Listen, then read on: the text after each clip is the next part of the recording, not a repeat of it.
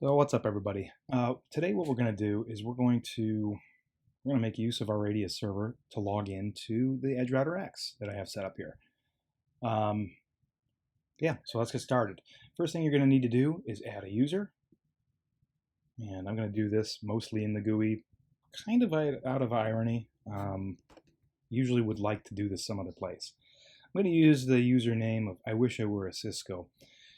And if anybody knows how to solve this little riddle, please let me know. One of the things that you can't do on the Edgerouter that you can do on a Cisco, thus prompting me to call it I wish I were a Cisco, is no login local when it comes to any of the VTY lines.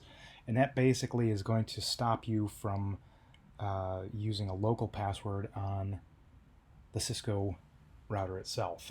Okay, but you can see by the star right here, this is actually kind of the reason why I wanted to put it in the GUI in the first place, you have to have a password. So I'm just going to use 1234.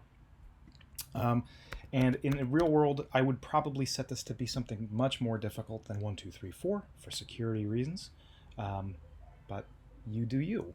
So we'll go ahead and we'll save that. Well, anyway, here it is. I've got my user, I wish I were a Cisco. He's in my admin group. If I were to click on rad check, you'll see that I have configured the username of I wish I were a Cisco and a password of I wish I were a Cisco. So how we're going to get that to work? Let's go ahead and let's get out of here. Let's go to terminal. And the first thing I'm going to do here is I'm going to SSH to root at free radius. Okay, and you can see I'm using passwords for basically nothing anymore. Okay, so use your SSH keys. Should probably make a video about that at some point. It's a real time saver. I don't want to waste any more of your time, so let's keep on going. What we're going to do here is we're going to take a look at the etc free radius 3.0 clients.conf. And what we're going to do here is I'm going to scroll down to the bottom. You can see a couple of things here. I've got my client network 1 and 2. Now, this is where all the hardware for my the 10.0.0.0/24. That's where all the hardware for my network lives, like all the routers and switches and access points and things like that.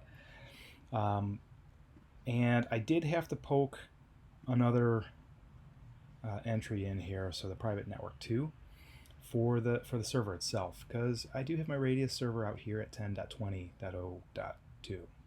Okay, so in order to get this thing to work, that was kind of the secret sauce. And speaking of secrets, you can see this secret is kind of easy. I'm changing it later. And we'll go ahead and we'll copy that. And I'm just going to close out of here. And what we're going to do is pull up another tab. We'll SSH over to the router itself. Okay, we're in. And we're going to go configure. And we're going to set system login radius server 10.20.0.2. Then what we're going to do is set the port, which by default will be 1812. And then what we're going to do here is we're going to set the secret. The secret was that absurd nonsense that I just pasted in. And it's taken this configuration because that's actually changing the secret that I have set up that is working.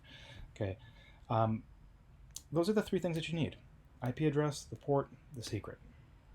I'm going to go ahead and I'm going to discard because I already have this set up and working. So, and we'll log back in. I'm just going to grab I wish I were a Cisco, and I'll copy that, and then I'll paste it because I told you I did have that set up, and this should work. And bada bing, bada boom, we're in. I'm going to go clean this up. Hope that's helpful for you. Happy networking. And if you have any questions, toss them in the comments below.